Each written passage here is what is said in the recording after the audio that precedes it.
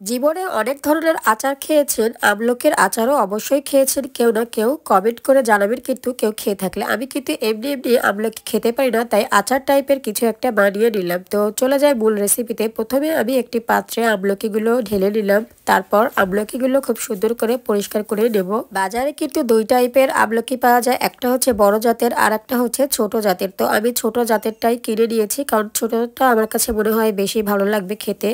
তো এই যে প্রথমে আমি একটা পাত্রে হাঁড়িতে পানি গরম করে দিয়েছিলাম, তারপর পানিটা ফুটে আসলে একটা জালিতে মানে ঝাঁপি টাইপের একটা কিছুর পরে আমলকিগুলো দিয়ে আমলকিগুলো সেদ্ধ করে নিতে হবে। তো ভালো করে এটা দিয়ে দিলাম নিচ থেকে যেন খুব সুন্দর করে সেদ্ধ হয়। তারপরে এই যে আমি এটা ঢাকা দিয়ে দিলাম। এখন একটা কথা বলি, আমার কিন্তু অনেক মানে ঠান্ডা লেগেছে, এত ঠান্ডা যে আমি কথাই বলতে পারতেছি না। এটা প্লিজ আপনারা একটু স্কিপ করবেন, পলিপাসের কারণে বেশি ঠান্ডা লেগে গেছে। আচ্ছা যাই হোক, আমার আমলকিগুলো কিন্তু খুব সুন্দর সেদ্ধ হয়ে গেছে। আমি এখন ঠান্ডা করে নিব। এখন আমি এটার মশলাগুলো করে নেবো। 1 চামচ গোলমরিচ নিয়েছি, 1 চামচ ধনিয়া নিয়েছি, আর 2 থেকে 3 চামচ হচ্ছে আপনার সরিষা নিয়েছি, 1 চামচ জিরা, আর হাফ চা চামচ মেথি নিয়েছি, 2টা শুকনো মরিচ নিয়েছি। এখন আমি এগুলোকে হালকা আছে টেলে নিব। একটা কড়াইতে 2টা শুকনো চাল আগে থেকে একটু দিয়ে টেলে নিচ্ছি, তারপর মশলাগুলো দিয়ে নিব। আগে থেকে মশলাগুলো দিলে একটু বেশি পুড়ে যাওয়ার ভয় থাকে, এই জন্য আর কি। তো যাই হোক, আমি এখন এই মশলাগুলো খুব সুন্দর করে টেলে নিব, তারপরে এটাকে আমি ব্লেন্ডারে ব্লেন্ড করে ফেলবো। এই যে খুব সুন্দর করে আমার মশলা ব্লেন্ড করা হয়ে গেছে, খুব সুন্দর একটা ঘ্রাণ আসছে, মানে আচারের যে একটা ঘ্রাণ আসে ঠিক তেমনই একটা মশলা থেকে ঘ্রাণ আসছে। তো আমার আমলকিগুলো ঠান্ডা হয়ে গেছে, আমি বীজগুলো খুব সুন্দর করে ছাড়িয়ে নেব।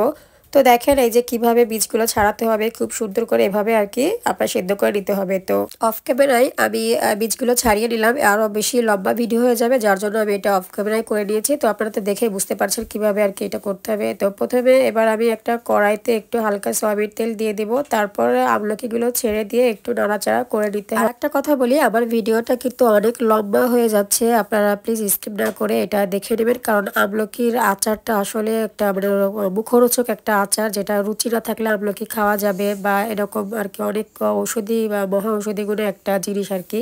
তারপর আপনারা তো দেখলেন আমি হলুদ দিয়ে দিয়েছিলাম আর কি, ভিডিওতে আপনারা দেখে নিয়েছেন। তারপর এখানে আমি একটু আখের গুড় দিয়ে দেবো, একটু না, আখের গুড়ের পরিমাণটা অনেকটা বেশি দিতে হবে, একটু মিষ্টি থাকতে হবে, কারণ আমলকি কিন্তু একটু টক টাইপের হয়ে থাকে আর কি। গুড় দেওয়ার পরে কিন্তু অনেকটা পানি ছেড়ে দেবে, আর এই পানিটাই টানিয়ে নিতে হবে। দেখেন গুড় দেওয়ার পরে কত পানি বের হচ্ছে, দেখতেই তো পারছেন আপনারা। তারপর আমি একটু সাদা লবণ আর বিট লবণ দিয়ে দেবো। লবণ দেওয়ার পরে কিন্তু আমলকি অনেকটা নরম হয়ে আসবে। তারপরে আমি কিছুক্ষণ পরে মশলাটা দিয়ে দেবো। আপনাদের একটা কথা বলি, আচ্ছা বলে রাখি, এই যে দেখেন আমি মশলা কিন্তু 2 চামচ দিয়ে দিয়েছি। আর একটা কথা বলি, আপনারা চাইলে কিন্তু মেথিটা নাও দিতে পারেন, কারণ মেথি থেকে কিন্তু একটা হালকা তেতো ভাব থাকে, এটা আপনারা স্কিপ করতেও পারেন বা দিতেও পারেন। তবে গুড়ের পরিমাণটা বেশি দিলে মেথির ভাবটা তিতে ভাবটা থাকবে না আর কি। কথা বলতে বলতে কিন্তু এই যে আমার আমলকির আচার কিন্তু হয়ে আসছে। আপনাদের কি বলবো, এই আচারটা কিন্তু আমি অনেক আগেই মানে বানিয়ে খেয়েছি, আমার কাছে এত ভালো লেগেছে। বিশেষ করে ভালো লাগার থেকে আপনারা